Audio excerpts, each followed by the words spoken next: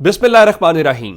लाखों करोड़ों दुरूदो सलाम मोहम्मद मुस्तफ़ा सल्लल्लाहु अलैहि वसल्लम और आले मोहम्मद पर। मैं हूं उमर दराज गोंदल। आज मुस्लिम लीग नून ने खुद से तस्दीक कर दी है कि वो ये चाहते थे कि कल जब मरियम नवाज पंजाब में वजीर आला मुंतखब हूं तो उसी दौरान विफाक के अंदर कौमी असम्बली का इजलास मंडे वाले दिन बुलाया जाए। उन्होंने आज बाकायदा अता तारड़ ने लाहौर में प्रेस कॉन्फ्रेंस करके ये बताया है कि समरी सदर को भेजी गई थी और ख्वाहिश ये थी कि मंडे के रोज सदर साहब जो है वो इजलास बुलाएं, लेकिन सदर ने इजलास बुलाने के हवाले से इनकार कर दिया है। अब मुस्लिम लीग नून ये कहती है कि ऐवान सदर जो है वो इस वक्त साजिशों का गढ़ बना हुआ है और उनके मुताबिक 29 फरवरी को कौमी असम्बली का इजलास हर सूरत में होगा। अब यह कैसे होगा, मैं अगली बात आपको बताता हूं। उनका जी सदर मुमलिकत जमहूरियत को नुकसान पहुंचाने के लिए पीटीआई के कारकुन बने हुए हैं। अब क्या इस हवाले से वो क्या ऐसा कर रहे हैं, और उनके मुताबिक सदर मुमलिकत डॉक्टर आरिफ अलवी के खिलाफ मुकम्मल तहकीकात और कार्रवाई होनी चाहिए। सिर्फ सवाल इतना है कि क्या सदर का यह इस्तदलाल गलत है कि हाउस मुकम्मल होना चाहिए? क्या सदर का इस्तदलाल गलत है कि जो मखसूस सीटें हैं उनका फैसला होना चाहिए? मेरे ख्याल से तो सदर बिल्कुल जायज बात कर रहे हैं, इसमें कोई कबाहत नहीं है, लेकिन जाहिर है उनको यह बात बर्दाश्त नहीं है। अब इस बारे में क्या किया जाएगा मैं आपको वो बताना चाहता हूं। आज इवन उस्मा बुखारी साहिबा जो है वो प्रेस कॉन्फ्रेंस कर रही थी, बड़ी वोकल खातून है, और मैंने उनसे सवाल भी किया इवन पंजाब को लेके। मैंने उनसे ये पूछा कि आप ये बताइए कि आप लोग कहते थे कि इमरान खान को यूनियन काउंसिल चलाने का तजर्बा भी नहीं है तो और पूरा मुल्क उनके हवाले कर दिया गया है, तो मरियम नवाज के हवाले से कौन सा उनका तजर्बा है जिसकी बुनियाद के ऊपर 9, 10 या 12 करोड़ का सूबा उनके हवाले किया जा रहा है? तो उन्होंने कहा जी वो तो बड़ी उनके पुराने क्रेडेंशियल्स हैं, देखे उन्होंने मुशर्रफ दौर में डंडे खाए। अब पता नहीं मुशर्रफ दौर में मरियम नवाज ने या मुस्लिम लीग नून ने कौन से डंडे खाए हैं कि आप तो जद्दा पहुंच गए थे। आप तो यहां पे लोगों को आपके वुकला देखते रह गए थे। आप तो आपके साथ जो लोग कैद थे उनको ये कह के गए थे कि हम थोड़ी देर मीटिंग के लिए जा रहे हैं, अगले दिन उन्होंने अखबारात में पढ़ा कि आप तो जद्दा पहुंच गए हैं। अब उसके अलावा उन्होंने आज बहुत खुला के यह बात की है कि हम जनाब मरियम नवाज की जो तौहीन है वो नाकाबिले बर्दाश्त होगी। उनका जी खातून वजीर आला की तौहीन नाकाबिले बर्दाश्त होगी और उनका जी हमें जवाब देना आता है। फिर हाफिज फरद के हवाले से उनका जी उन्होंने बड़ी बेहुदा जबान इस्तेमाल की है और एहतियात करें और अपने कद के मुताबिक काम करें। ये ऐवान है, बनी गाला नहीं है। अब हालांकि मुस्लिम लीग नून को यह सोचना चाहिए कि उनकी तो यह ज्यादा जिम्मेदारी है कि हुकूमत है, लेकिन लग रहा था कि वो जरा खुल के वो करना चाहते। तो आज उनसे सवाल भी हुआ कि मियां असलम इकबाल को आने दें, आप क्यों उनको रोक रहे हैं? तो उनका जी मियां असलम इकबाल का फैसला हुआ कि उन्हें बिल से बाहर नहीं निकालना। हालांकि ये अच्छा होता कि वो आते यहां पे और इसका हिस्सा बनते। अब जो उसके बाद राना आफ्ताब साहब जो हैं, जो मुस्लिम लीग नून के मुकाबले में तहरीक इंसाफ के उम्मीदवार, उनका हम फील्ड खाली नहीं छोड़ेंगे।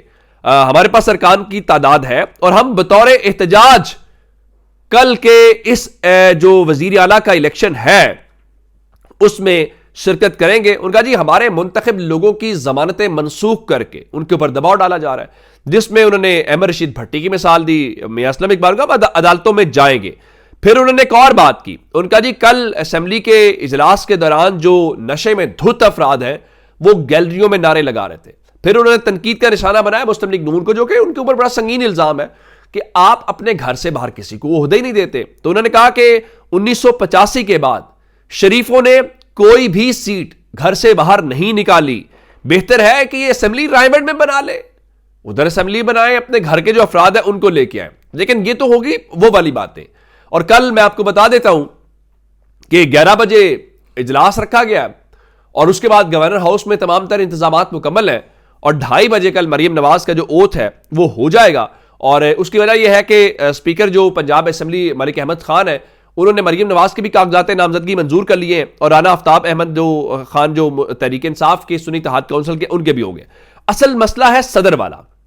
और मैं आपको सदर वाली खबर से पहले आपको एक और बता देता हूं। मरियम नवाज के लिए एक और मुश्किल, जैसे कल मैंने आपको लतीफा बताया था ना कि मुस्लिम लीग नून के कारकुनान और एमपीएस जो है वो एक दूसरे से ये पूछ रहे हैं कि जनाब आप फॉर्म 45 वाले हैं या आप फॉर्म 47 वाले हैं? अब मुस्लिम लीग नून इसका जवाब नहीं दे रही। आज भी जो मुमकिन वज़ीर इत्तलात है उस्मा बुखारी वो ये कह रही थी कि जी जाली फॉर्म 45 है। हालांकि चाहिए ये था कि अगर तहरीक इंसाफ जाली करिए तो आप असली फॉर्म 45 अभी तक दिखा देते।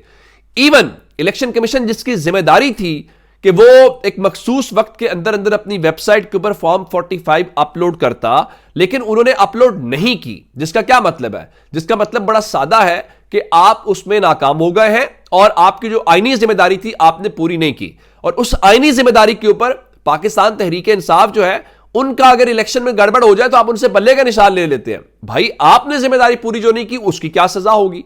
क्या आपसे भी कोई आपके खिलाफ भी एक्शन होगा या सिर्फ तहरीक इंसाफ के खिलाफ ही एक्शन होना है? यह बड़ी जरूरी बात है। अब इस सिलसिले में वो जो फॉर्म 45 है वो इस पूरे सेटअप की छेड़ बना हुआ है और सारे का सारा मामला है। अब उस सिलसिले में बताया गया कल पंजाब में एक बड़ी प्रेस कॉन्फ्रेंस होगी और बड़ी प्रेस कॉन्फ्रेंस में आपको बता देता हूं जिसमें बताया गया है कि फॉर्म 45 के मुताबिक जो उनके लोग जीते हुए हैं लेकिन उनको हराया गया पंजाब के अंदर, वो कहते हैं वो 100 से ज्यादा एमपीएस हैं हमाद अजहर के मुताबिक। कल वो इस बारे में प्रेस कॉन्फ्रेंस करेंगे। अभी प्रेस कॉन्फ्रेंस का टाइम और जो मकाम है वो नहीं दिया गया, लेकिन यह जरूर बताया गया है कि उसी तरह की एक प्रेस कॉन्फ्रेंस चूंकि इस्लामाबाद में हो चूकी है जहां पे इंटरनेशनल मीडिया के नुमाइंदे भी मौजूद थे तो वो यहां पे करेंगे। लेकिन मैं आपको खबर जो देना चाहता हूं वो सदर वाले मामले की है। अब चूंकि मुस्लिम लीग नून ने इशारा दिया कि हम 29 तारीख को हर सूरत इजलास बुलाएंगे। अब वो 29 तारीख को कैसे इजलास बुलाएंगे मैं आपको बता देता हूं। अब चूंकि पंजाब असेंबली में अब सूरत हाल तब्दील हो गई है, उनका स्पीकर आ गया। आज जो इसहाक डार है वो आज भी आए हुए थे और आज उन्हें एक्सेस थी स्पीकर के कमरे तक। इवन जब उनको सी ऑफ करना था तो मैं उस वक्त असेंबली में मौजूद था तो स्पीकर साहब खुद बाहर आए उनको सी ऑफ करने के लिए। तो वहां पे इसहाक डार ने गुफ्तगू करके अपना अगला प्लान या अपना फैसला बता दिया वो करने क्या वाले हैं। अच्छा, मजे की बात है कि मुस्लिम लीग नून चाहे तो 90 रोज में इलेक्शन ना करवाए, उसका सिंपल सा वो हल बताएं कि देखिए जी आइन का आर्टिकल 254 या आइन का आर्टिकल फलाम बताता है कि जी कोई काम अपनी मुकर्ररा टाइम के अंदर ना हो और बाद में हो जाए तो उसको हम गैर आइनी नहीं कहेंगे। लेकिन मुस्लिम लीग नून जैसे चाहे, उनको क्या फिक्र है, ऊपर बड़े बड़े मुनसफीन बैठे हुए हैं, सत्ते खैर हैं उधर से भी। तो अब वो कहते हैं जी अगर सदर ने इजलास ना बुलाया तो 29 फरवरी को स्पीकर आईनी तौर पर खुद इजलास बुला सकता है। अगर ऐसा ही है तो फिर तो खैबर पख्तूनख्वा में बुला सकता होगा, वहां तो नहीं बुलाया उसने। ऐसा नहीं होता। देखें, सूबे के अंदर गवर्नर और विफाक की सतह के ऊपर सदर ने इजलास बुलाना होता है। अब इसके अलावा आपने कोई तरीका निकालना है तो वो मुतनाजा बनाने वाली बात है। और एक और बात है, उनको डर या खौफ इसलिए नहीं है कि हमें जो मुल्क के असल जिनके पास ताकत है वो भी हमारे साथ है, अदालतों से हमें कोई परेशानी नहीं है, तो हम जो भी करें, हम आइन को रौन दें, हम कानून को रौन दें, हम ज़ाब्तों को रौन दें, हमें उससे कोई प्रॉब्लम जो है वो नहीं है।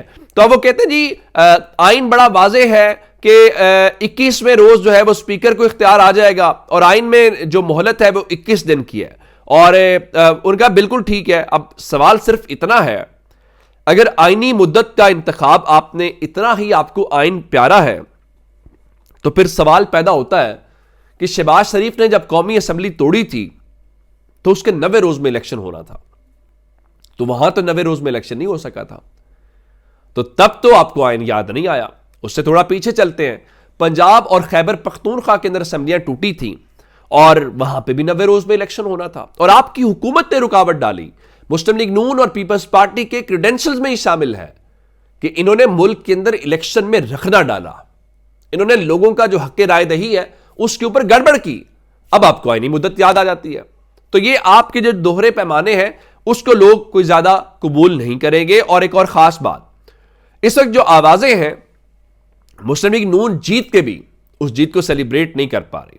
अब उसमें प्रॉब्लम यह है कि जो इनके घर से आवाजें आ रही हैं, मिसाल के तौर के ऊपर शायद खकान अब्बासी कह रहे हैं इलेक्शन मुतनाज़ा है, वो कह रहे हैं जी जीतने वाले शर्मिंदा है। जावेद लतीफ क्या कह रहे हैं, धोखा हो गया, वो कहते हैं जी आप दोबारा, वो तो री इलेक्शन की बात कर रहे हैं। अब चौधरी निसार अली खान इनका हिस्सा रहे, तहरीक इंसाफ का तो कभी हिस्सा नहीं रहे, वो भी यही बात कर रहे थे। उनका जी पिंडी वाले कमिश्नर का ज़मीर जागा, बाकी का भी जाग जाएगा।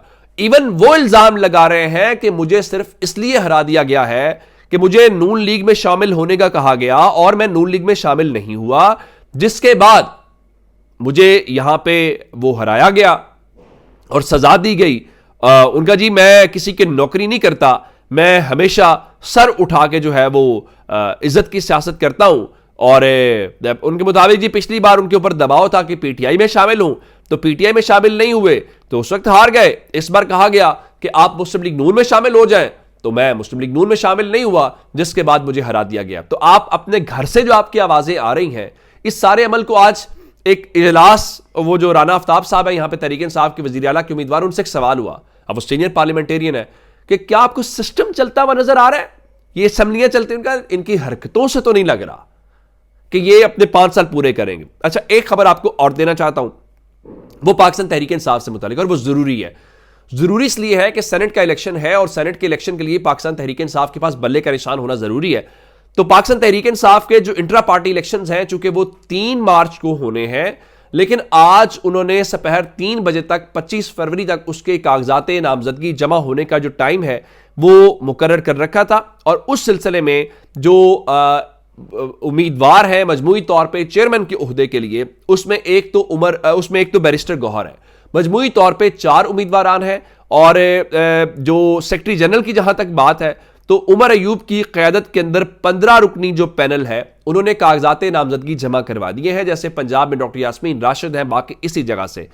तो अब 3 मार्च को वो बैक वक्त मुल्क के अंदर जो है वो इलेक्शंस करवाएंगे। और उस इलेक्शंस के ऊपर अब उम्मीद है कि इस बार इलेक्शन कमीशन को और अदालतों को कोई एतराज नहीं होगा, या एक बार फिर वो जो 14 लोग जिनको वो कहते थे हम तहरीक इंसाफ के साथ हैं, अदालत ने 14 लोगों की बात सुनी। पाकिस्तान में करोड़ों लोगों के जो हक है वो मार के, उम्मीद है इस बार ऐसा नहीं किया जाएगा। अपना बहुत सारा ख्याल रखिएगा। खुदा हाफिज।